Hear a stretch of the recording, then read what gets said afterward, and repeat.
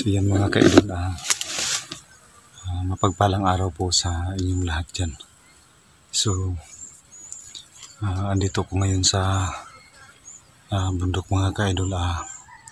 Magbabaka sakali ako na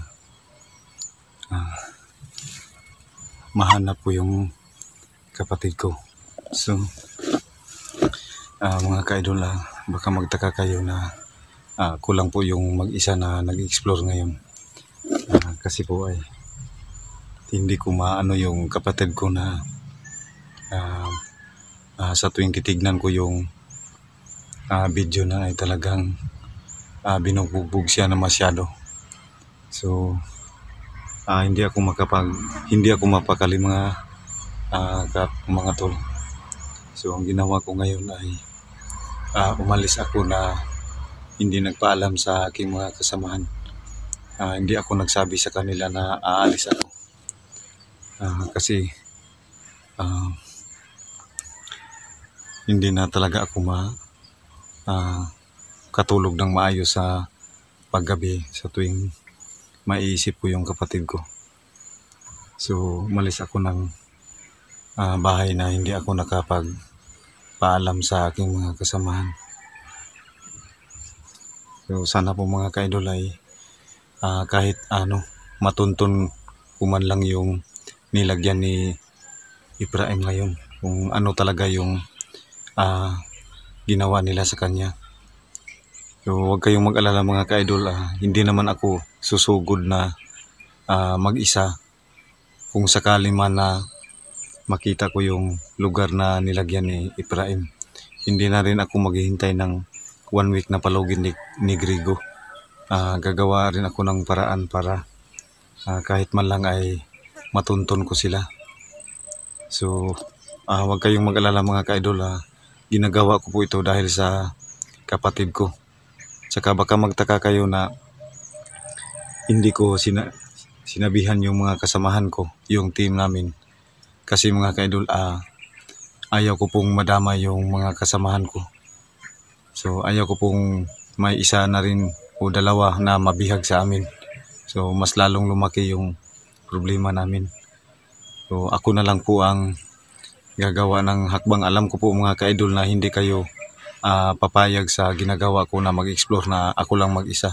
So sana po maintindihan nyo rin yung sitwasyon ko na kapatid ko yung nabihag ni Grigo. So alam naman po ninyo na kung ano talaga kamaras ni Grigo, pati yung pamangkin ko ay dinamay niya at saka yung asawa ni Efraim. So mabuti na lang po ay nakapagsanib pursa po kami para tugis yung para makuha namin yung asawa ni Efraim. Kaya success po yung mission namin na nakuha po namin yung asawa ni Efraim. Kaya sana po ay magtagumpay rin ako na makita ko yung location o lugar kung saan nila dinala si Efraim. Sana po ay ito yung lugar na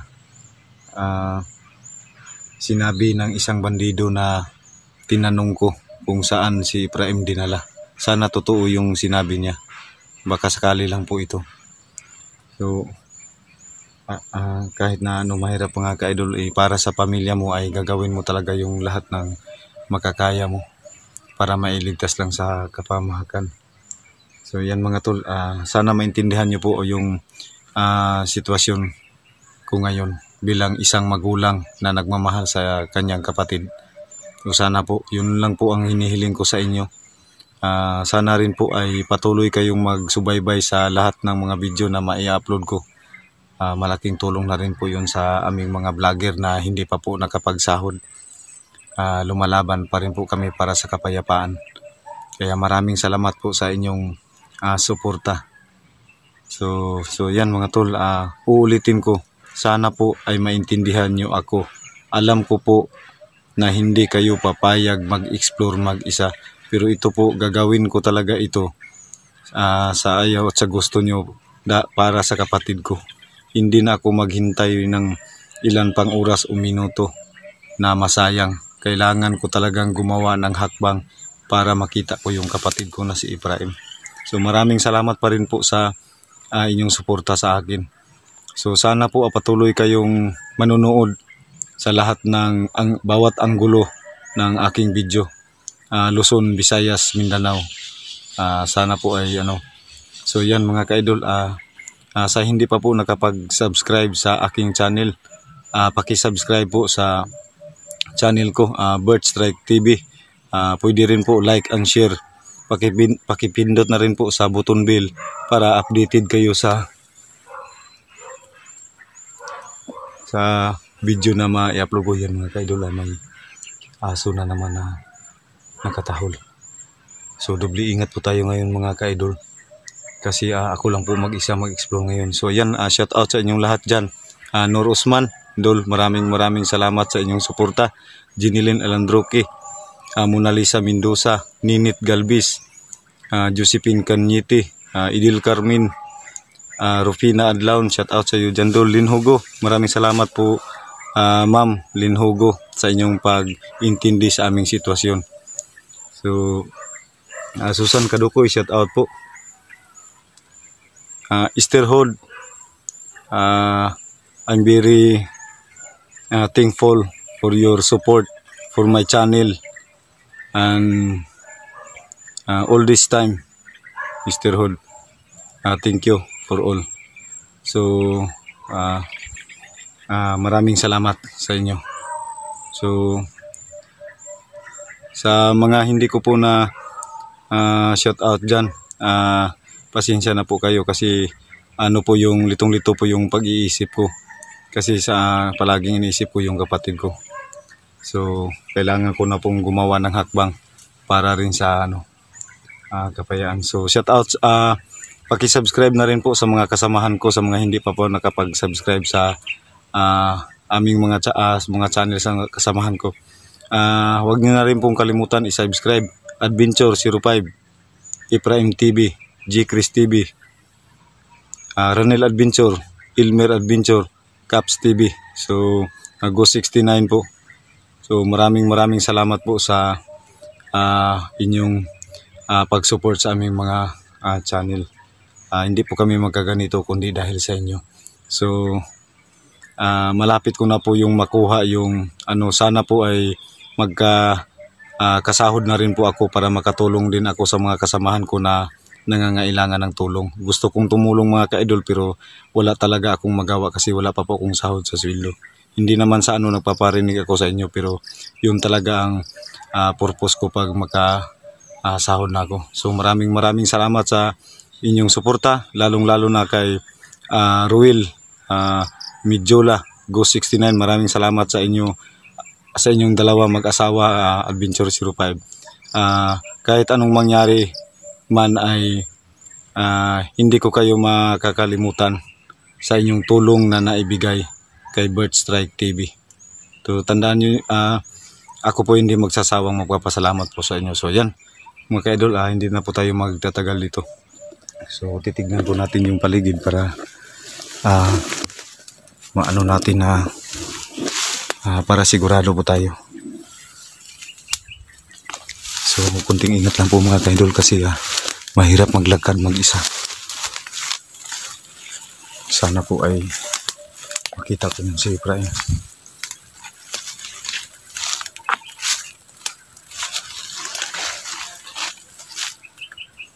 So titignan po tayo sa paligid.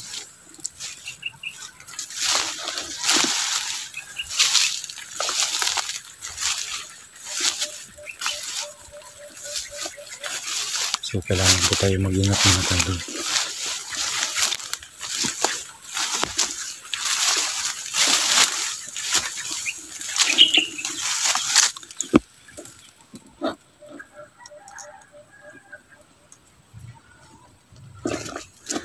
Hindi lang tayo magkumpiyansa mga ka-idol kasi alam naman natin kung anong katuso si Grego. Bawat sulok ng lugar na hawak niya ay alam po namin na may iniiwan siya na kanyang kasamahan. So maging alerto po tayo mga ka-idol.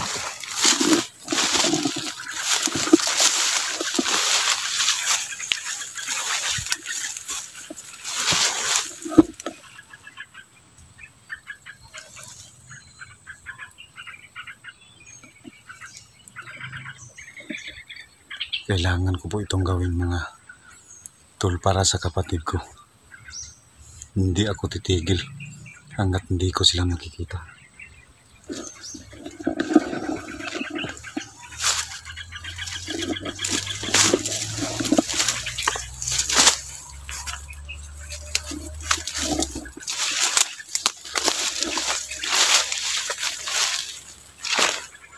Kailangan din tayo maganda.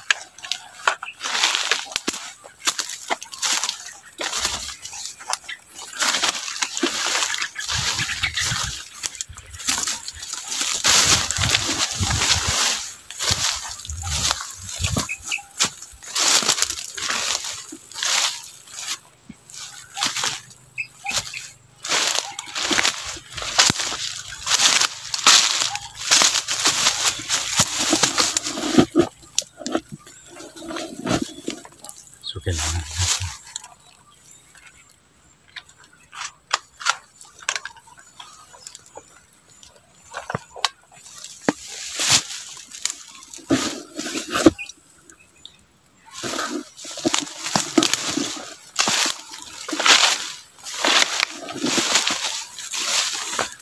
Sana po ay makita sila po yung kapatid ko.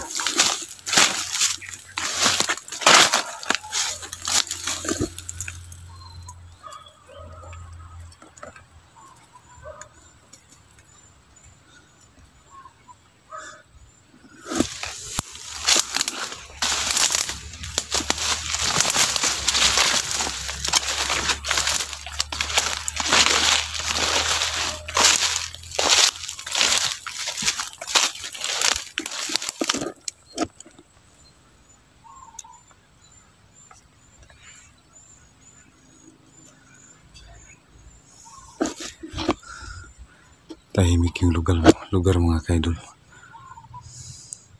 So ang natatandaan ko sa yung binubugan ni Efraim ay may puno ng niyog.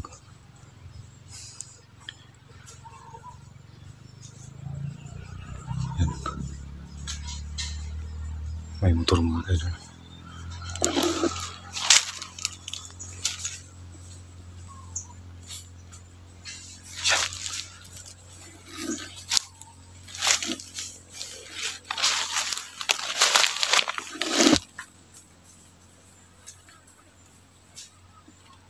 Isang tahimik ng paligid.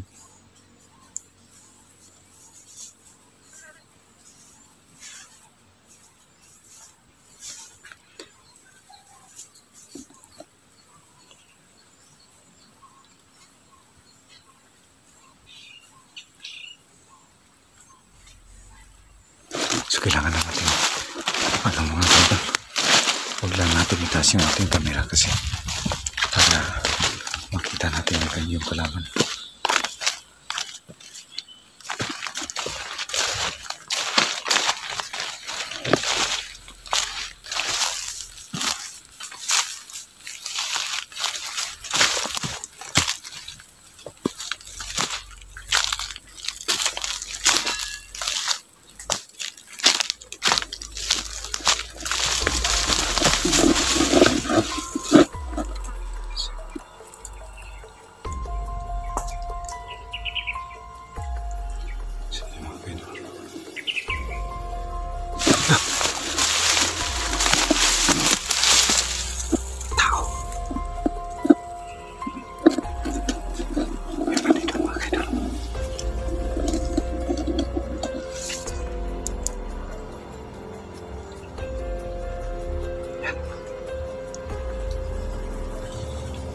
Isa lang.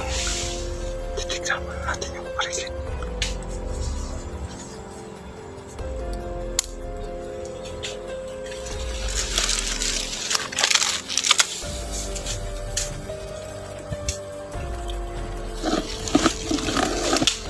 Kailangan natin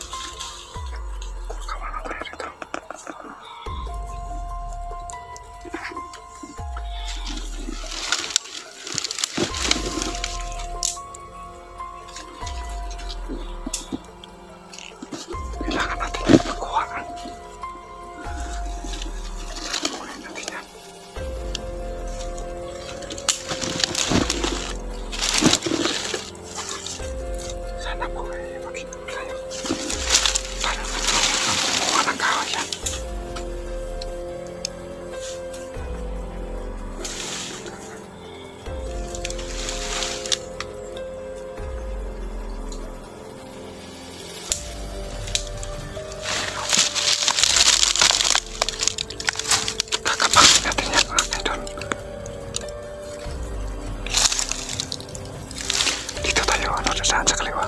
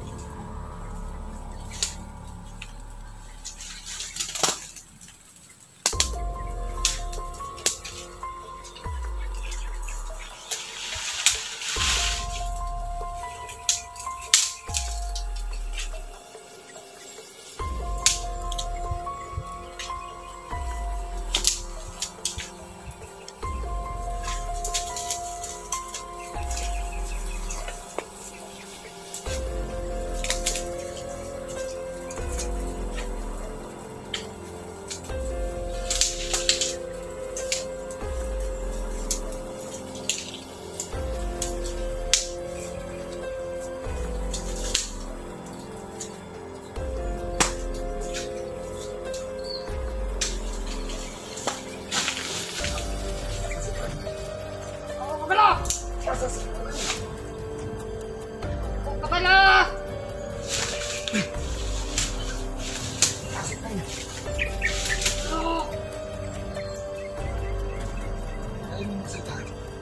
Tapos yung kapatid ko.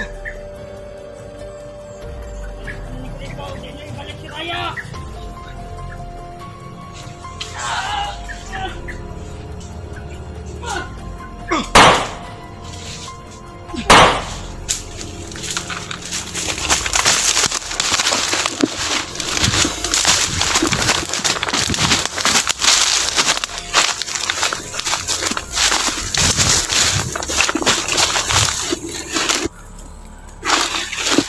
Ayaw talaga magsalita mga kaidol.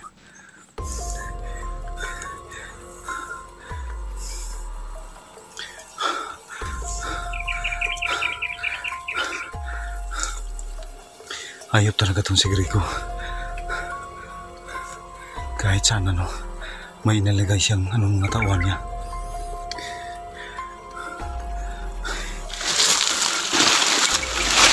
Masin muna tayo sa paligid mga kaidol.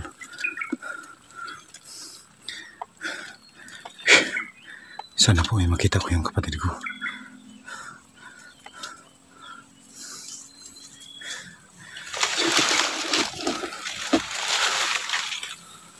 So kailangan kong magpatuloy sa paghanap